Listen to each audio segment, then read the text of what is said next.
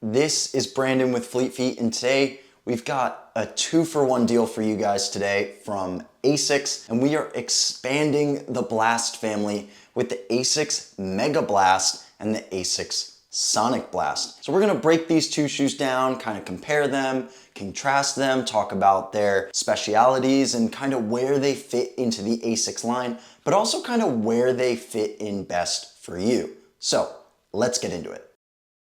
Both of these shoes bring bounce, but in totally different ways. And that's because of the foam, the materials they used, and the specs. The Sonicblast comes in at 7.8 ounces and 9 ounces for the men's model, and it comes in with a stack of 45 in the heel and 37 in the forefoot for the women, and 46 in the heel and 38 in the forefoot for the men, with an 8mm drop. Comes in at $180, and it's mainly a speed-focused training shoe for workout days. And the Megablast comes in at a weight of 8.1 ounces with a stack of 46 in the heel and 38 in the forefoot, with a drop of 8mm at a price tag of $225. And really the experience of this shoe is going to be more springy and max bounce. And just to jump straight into it, both of these shoes carry the same midsole of Flight Foam Turbo Squared, which ASICS considers to be their most resilient and energetic foam yet. And this midsole came straight from the ASICS Institute of Sports Science in Kobe, Japan. But both of these foams are used in completely different ways, they feel completely different, and that is intentional. Like we've said in the past, just because the foam is labeled the same doesn't necessarily mean it's always going to be function the same. When you have a foam that's dialed and tuned differently, or it's sculpted differently, or it has a plate in it or not, it's going to completely change the underfoot feel. The Sonicblast has a dual layer midsole, with FF Blast Max on the bottom for that stability and the turbo on the top, which is gonna provide that nice bouncing sensation and a bit of a firmer ride. And something that's interesting about this shoe is the plate that's wedged in between the two foams, which is a teardrop shaped P-Bax Astro plate,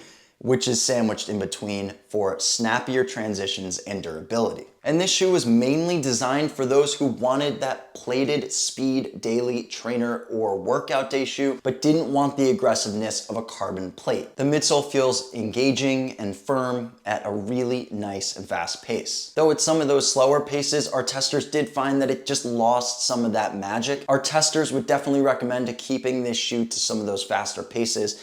Up-tempo work is really where this shoe shines. The Megablast is a single layer full length of that Flight Foam Turbo Squared. There's no plate in the shoe, there's no extra layers, just pure bounce and simplicity. And not only that, it is the lightest shoe in the Blast family. You got that right, which means that this shoe is lighter than the Novablast and the Superblast. It has a really nice underfoot soft feel, it's got a high stack, and it's surprisingly very stable despite the height. And this shoe is really great for easy runs, long run days, and just those recovery miles or days when your legs just aren't feeling at their absolute best and could use a little bit of extra support and comfort. The Megablast is the way to go. Now let's move our way up to the upper, and the Sonicblast has a jacquard upper. It has a nice traditional fit, and the tongue is nice and stretchy. And it's slightly padded around the heel collar, but still mimics a nice minimal feel. And yes, the tongue is gusseted, and it has a lot of breathable air holes and meshiness around the upper of the shoe for enhanced breathability. And our review team went as far to even say that this was somewhat of a Goldilocks fit. It really worked for a number of different instances. And the Megablast, well, that upper was really inspired off of a race day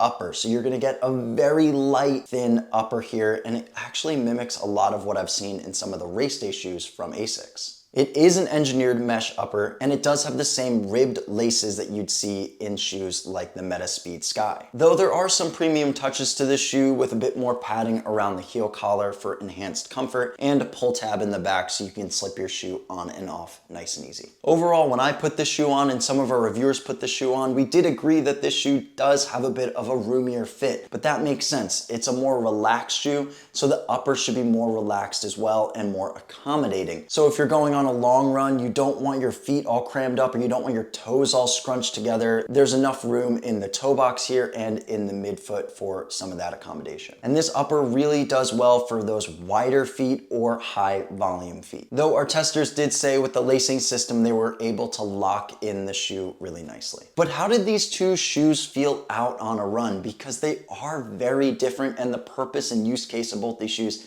is really different too. And the Sonicblast, it's really best for those up-tempo runs, those threshold workouts, or just for runners who are curious about testing out a plated speed day option that's under $200. While it is snappy and firm, it's not as propulsive as, say, the Metaspeed race day shoes, but this is a really nice training companion to get you to that next level. And while the Megablast, it's kind of already in its name. It has that max and mega bounce to it. And not only that, but it's really soft and it's great for those long run days and days when you just want to take it easy. And the big secret to the Megablast is that it brings energy back into those tired legs without really feeling that unstable. But these two shoes complement and work together nicely together. The Sonicblast I would take out for those speed days, and when I was picking up the pace in it, it felt really nice. I was able to hit my paces, I was able to go fast in the shoe, it was snappy, it was quick, it was firm. Though the next day I wanted something a little bit easier and more accommodating for my feet, something more relaxed, but was still gonna take me through my easy run, and that's where the Megablast came in with that nice bounce and recovery and stability feel. And our testers did agree that from an underfoot feeling perspective,